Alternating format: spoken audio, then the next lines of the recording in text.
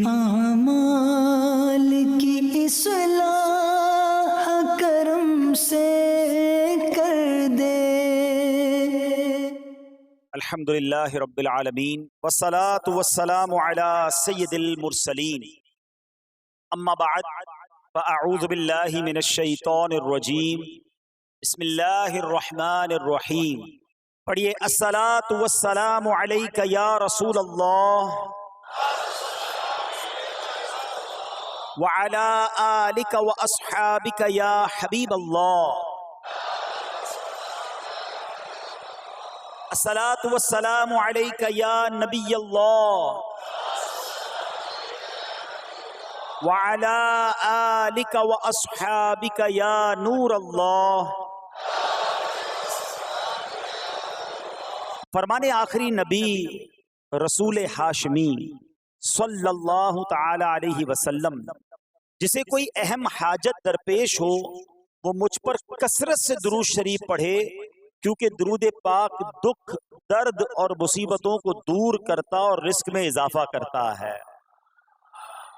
تو جب بھی کوئی مشکل آئے، پریشانی آئے، تکلیف آئے، ٹینشن آ جائے، تو اس کا بار بار اظہار کرنے سے ٹینشن دور نہیں ہو جاتا۔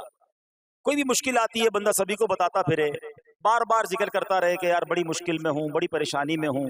شاعر کہتے ہیں نا کہ دکھوں نے تم کو جو گھیرا ہو تو درود پڑھو، دکھوں نے تم کو جو گھیرا ہو تو درود پڑھو، جو حاضری کی تمنا ہو تو درود پڑھو۔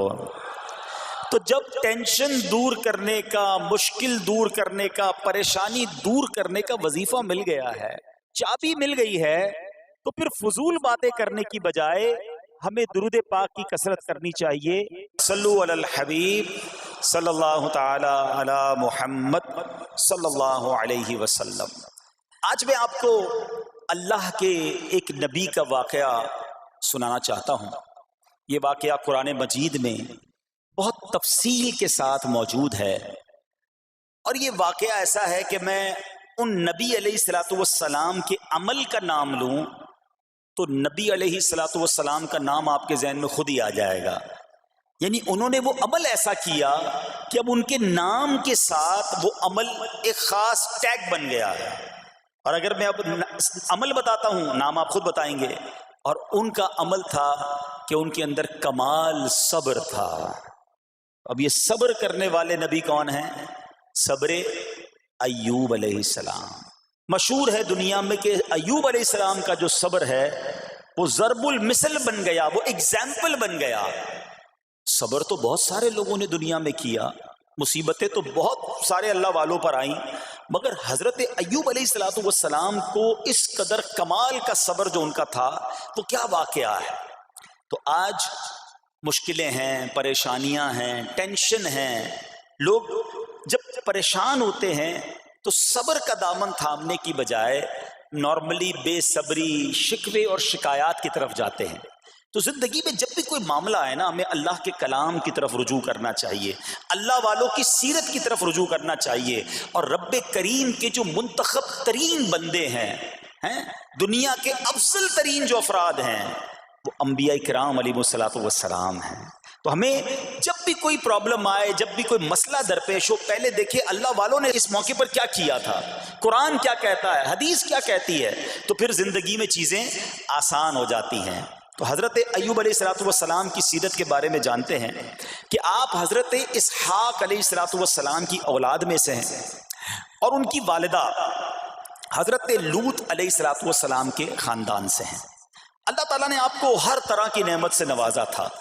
آپ حسن و صورت والے بھی تھے، یعنی آپ کو اللہ پاک نے بہت خوبصورت بھی بنایا تھا، اور اللہ کریم نے مال بھی بہت دیا، اولاد میں بھی کثرت دی، یعنی ویل آف لائف تھی، خوبصورتی بھی ہے، مال بھی ہے، اولاد بھی ہے۔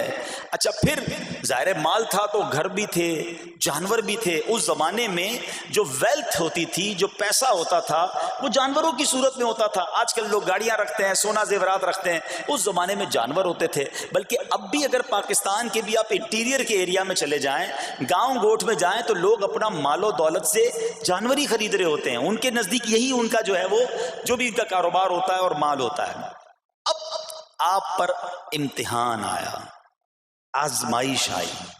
اور وہ آزمائش کیسے آئی کہ پہلے آپ کا مکان گرا اور خاندان کے جتنے افراد تھے اور آپ کے بیٹے تھے، جتنے بھی آپ کے بیٹے تھے نا، وہ سب اس مکان کے تلے دب کر انتقال کر گئے. اللہ اکبر. آپ کو آ کر خبر دی جاتی گئی کہ حضور آپ کا مکان گر گیا ہے، آپ کے بچے دب گئے اور دب کر ان کا انتقال ہو گیا ہے. آپ فرماتے تھے میرا کیا ہے، جس کا تھا اس نے لے لیا. جب تک اس نے مجھے دے رکھا تھا وہ میرے پاس تھا، جب اس نے چاہا اس نے واپس لے لیا. اسی نے دیا تھا نا. تھوڑی دیر بعد خبر آئی کہ آپ کے جتنے جانور تھے، ہزارہا اونٹ تھے، بکریاں تھی، ریوڑ کے ریوڑ تھے، سارے جانور جو ہیں وہ مر گئے. کسی نے آ کر کہا کہ اب آپ کی جتنی دولت تھی، جتنے جانور تھے وہ بھی مر گئے. سبحان اللہ. آپ اللہ کا شکر بجا لاتے، کہتے یا اللہ جو رب کا تھا اس نے واپس لے لیا، اسی کا تھا، جتنی دیر چاہا میرے پاس رہا، واپس لے لیا اس نے. میں اپنے رب کی رضا پر راضی، میں اس امتحان پر راضی ہوں. اللہ اکبر. اب کیا ہوا کہ آپ کی تمام کھیتیاں اور جو باغات تھے، بہت بڑی زمینیں تھیں، بڑے بڑے کھیت تھے، وہ بھی سارے کے سارے برباد ہو گئے. کسی نے آ کر بتایا کہ حضور اب تو کھیت بھی گئے، اب باغات بھی گئے. آپ نے فرمایا کہ جس کا تھا اس نے لے لیا، میں اس کی رضا پر راضی ہوں. جب تک میرے پاس تھا وہ میرے پاس تھا، اب رب نے واپس لینا چاہا تو اس نے لے لیا. اب he was empty handed، یعنی اب کچھ بھی نہیں تھا، نہ بچے ہیں، نہ مال ہے، نہ جانور ہے، نہ مکان ہے. مگر حضرت ایوب علیہ السلام کی زبان پر پھر بھی شکر ہے، اب بھی شکر ہے، شکوہ نہیں ہے کہ اللہ میں تیری رضا پر راضی ہوں. لیکن ابھی امتحان ختم نہ ہوا تھا. اور اس امتحان کے پیچھے بعض مفسرین نے ایک اور قول بھی نقل کیا کہ شیطان نے حضرت ایوب علیہ السلام کو دیکھ کر اللہ کی بارگاہ میں کہا کہ مولا یہ تیرا بندہ اس لیے تیرا شکر گزار ہے کہ تو نے اسے بڑا نوازا ہے، بڑا مال دیا ہے، اولاد دی ہے، گھر دیا ہے. تو اب رب کریم نے حضرت ایوب پر امتحان بھیجا تاکہ پتہ چلے کہ میرے نیک بندے امتحان کے بعد بھی صبر کرتے ہیں. لیکن اب سب چلا گیا نا، تو شیطان نے کہا کہ ابھی جان تو باقی ہے نا، صحت تو باقی ہے. اللہ اکبر. مزید آزمائش آئی اور یہ ہوا کہ آپ کو بیمار کر دیا گیا. مبارک جسم پر بڑے بڑے آبلے پڑ گئے، پھوڑے جس کو کہتے وہ پڑ گئے. اس حال میں آپ کے سارے دوست بھی آپ کو چھوڑ کے چلے گئے. آج کل ویسے بھی حال ایسا ہی ہے جناب، جب تک پیسہ ہے، شہرت ہے، آپ کے پاس کوئی مال ہے تو آس پاس بہت سارے لوگ ہوتے ہیں.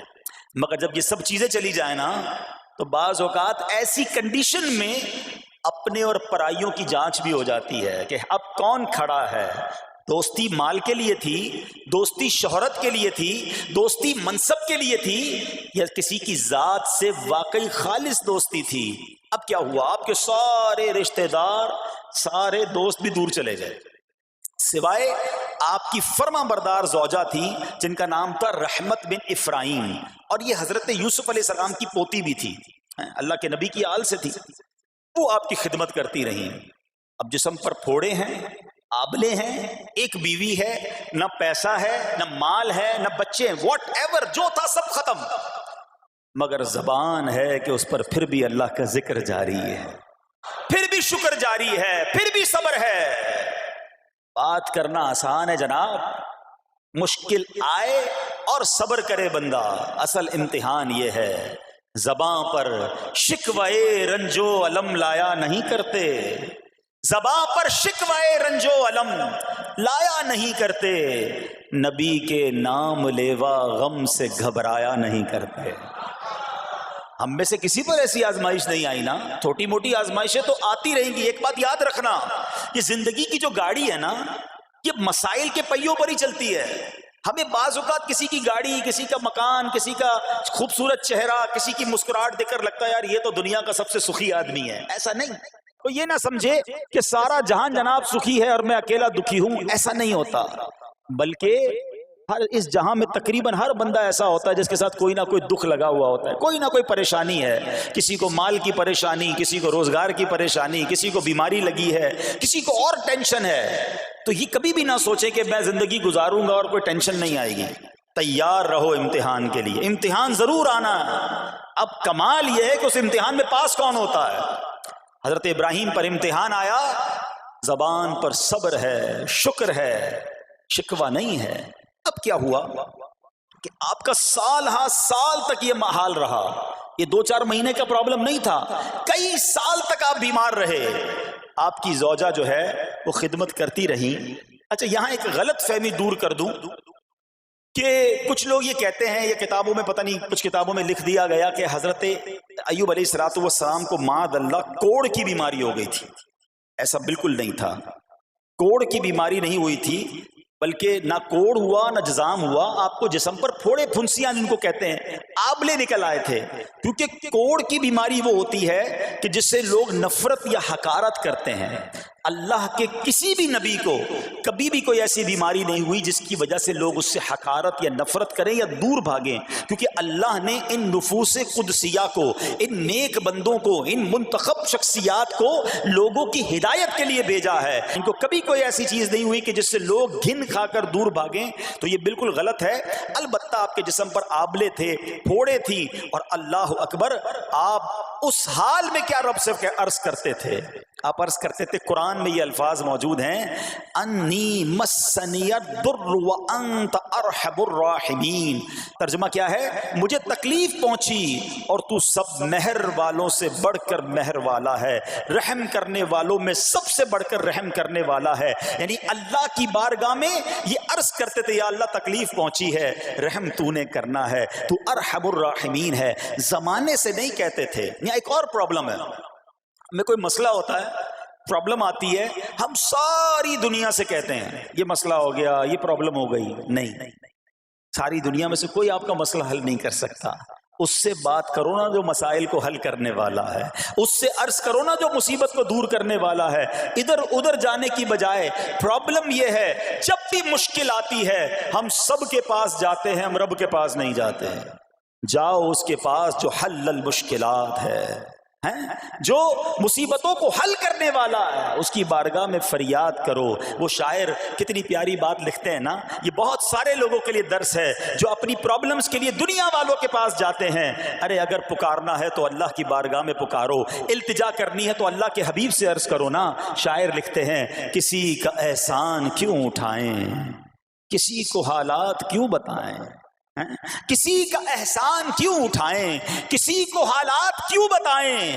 تمہیں سے مانگیں گے تم ہی دو گے، تمہارے در سے ہی لو لگی ہے. ہم اللہ کی بارگاہ میں عرض کریں، اللہ کے حبیب کی بارگاہ میں لو لگائیں. دنیا والوں کے پاس کچھ نہیں رکھا، لیکن ہم دنیا والوں کو بتا کر اپنے صبر کا ثواب بھی ضائع کر دیتے ہیں. دیکھو حضرت ایوب علیہ السلام کا صبر، کسی سے نہ کہا، اللہ کی بارگاہ میں عرض کرتے رہے. اب آپ کی آزمائش کا وقت پورا ہوتا ہے، دعا کرتے رہے، التجا کرتے رہے، صبر کرتے رہے. حکم ہوا کہ اپنا پاؤں زمین پر مارو. حضرت ایوب علیہ السلام نے پاؤں زمین پر مارا تو زمین سے ایک چشمہ پھوٹ اٹھا. حکم الہی سے حکم دیا گیا کہ اب اس پانی سے غسل کرو. آپ نے جب اس پانی سے غسل کیا تو آپ کی تمام بیماریاں دور ہو گئیں. پھر آپ 40 قدم چلے، دوبارہ زمین پر قدم مارنے کا حکم دیا. قدم مارتے ہی ایک اور خوبصورت لذیذ ٹھنڈے پانی کا چشمہ نمودار ہوا. پانی ٹھنڈا، میٹھا اور لذیذ تھا. اب آپ نے وہ پانی پیا تو آپ کے باطن میں نور ہی نور پیدا ہو گیا اور آپ کو اعلیٰ درجے کی صحت و نورانیت حاصل ہو گئی. اور سنو، میرا رب تو قادر ہے نا، اللہ تعالیٰ نے آپ کی وہ ساری اولاد جو دب کر کئی سال پہلے مر گئی تھی، انتقال فرما گئے تھے، اللہ نے ان تمام اولاد کو پھر زندہ فرما دیا اور آپ کی بیوی کو دوبارہ جوانی بخشی، اور اب اس کے بعد بھی آپ کی کثیر اولاد ہوئی. سنو سنو، جو جانور چلے گئے تھے نا، اللہ نے مویشی، اسباب و خزانہ اس سے زیادہ آپ کو پھر سے عطا فرما دیا. صبر کیا تھا نا. ان اللہ مع الصابرین. اچھا یاد سب کو ہے یہ آیت, بچپن سے یاد ہے, اللہ صابروں کے ساتھ ہے, صبر کرنے والوں کے ساتھ ہے, مگر صبر کرنا نہیں ہے. امتحان آنا ہے تو صبر کرنا نہیں ہے, آیت سب کو پتا ہے. اچھا جس کے ساتھ پرابلم ہو جائے نا, اس کو بھی بندہ درس دینے جا رہا ہوتا ہے, بھائی صبر کرنا, اللہ آپ کو صبر دے, لیکن جب اس پر امتحان آتا تو یہ صبر کرتا نہیں ہے. دوسروں کو درس دے رہا تھا, آج تیری باری آئی ہے نا, تو صبر کا دامن نہ چھوڑیں. میں آپ کو ایک بات سوال پوچھنا چاہتا ہوں. آج کل ہم بڑے لوگوں سے تعلقات کیوں بنانے کی کوشش کرتے ہیں؟ یار جب کوئی مشکل ٹائم آئے گا نا تو یہ بندہ کام آئے گا, یہ پیسے والا دوست ہے, یہ اس کے تعلقات بہت ہیں, اس کی گورنمنٹ میں بات ہے, اس کی وکیلوں میں بات ہے, 4-5 ایسے دوست ہونے چاہیے. یہ ڈاکٹروں کے اندر بڑی اچھی اس کی دوستی ہے, کوئی ڈاکٹر کا بھی کام آئے گا تو یہ بندہ کام آ جائے گا. ہم دنیا والوں سے تعلقات اس لیے بناتے ہیں تاکہ یار مصیبت آئے تو یہ بندہ کام آئے, اور نارملی اکثر ایسا ہوتا ہے کہ جس سے امید رکھی ہوتی ہے مصیبت کے وقت غائب ہو جاتا ہے. لیکن رب خود قرآن میں فرما رہا ہے ان اللہ مع الصابرین, صبر کر لو اللہ کی رحمت تمہارے ساتھ ہو جائے گی. اب میں آپ سے سوال کرتا ہوں, دنیا کے تعلقات ہوں یہ ضروری ہے یا یہ فائدہ مند ہے, یا بندہ صبر کر لے تو اللہ کی رحمت ساتھ ہو جائے, سارے غم ویسے ہی دور ہو جائیں گے؟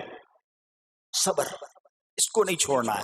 تو حضرت ایوب علیہ السلام کی زندگی میں ایک اور واقعہ یہ ہوا کہ جب آپ بیمار تھے, آپ کو پتہ جب بندہ بیمار ہوتا ہے تو بعض اوقات اس کی طبیعت میں کیفیات بھی ہوتی ہیں, تو آپ نے اپنی زوجہ کو پکارا, تو آپ کی زوجہ کچھ دیر میں حاضر ہوئی, تو آپ نے جلال میں آ کر اس کو 100 درے, اپنی زوجہ کو 100 کوڑے مارنے کی قسم کھا لی.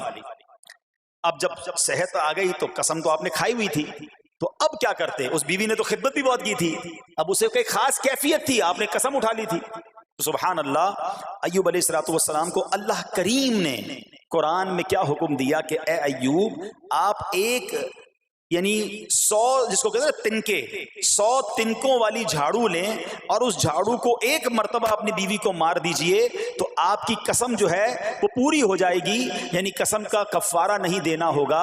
اللہ اکبر. اللہ نے اس نبی علیہ السلام کی فرما بردار بیوی کی جو سزا تھی یا جو معاملہ تھا اس کو کتنا آسان فرما دیا. تو رب کریم نے قرآن مجید فرقان حمید میں اس کو کس طرح بیان فرمایا, وَخُذْ بِيَدِكَ ضِغْثًا فَاضْرِب بِهِ وَلَا تَحْنَثْ, فرمایا کہ اپنے ہاتھ میں ایک جھاڑو لے کر اسے مار دے اور قسم نہ توڑ. اِنَّا وَجَدْنَاهُ صَابِرًا, فرمایا ہم نے اسے صابر پایا.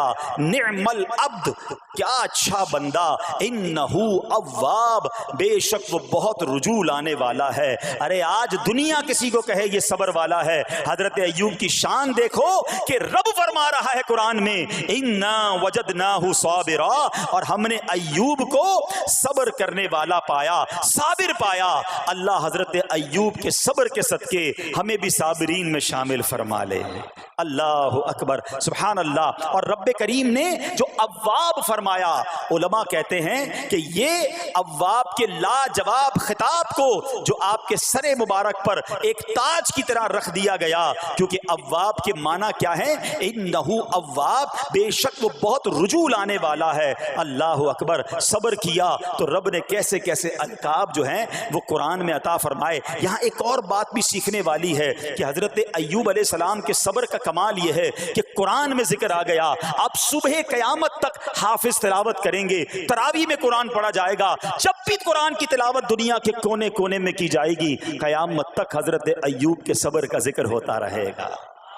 جب آپ صبر کرتے ہیں اللہ رسول کو راضی کر لیتے ہیں, اللہ ان ناموں کو بلند فرما دیتا ہے.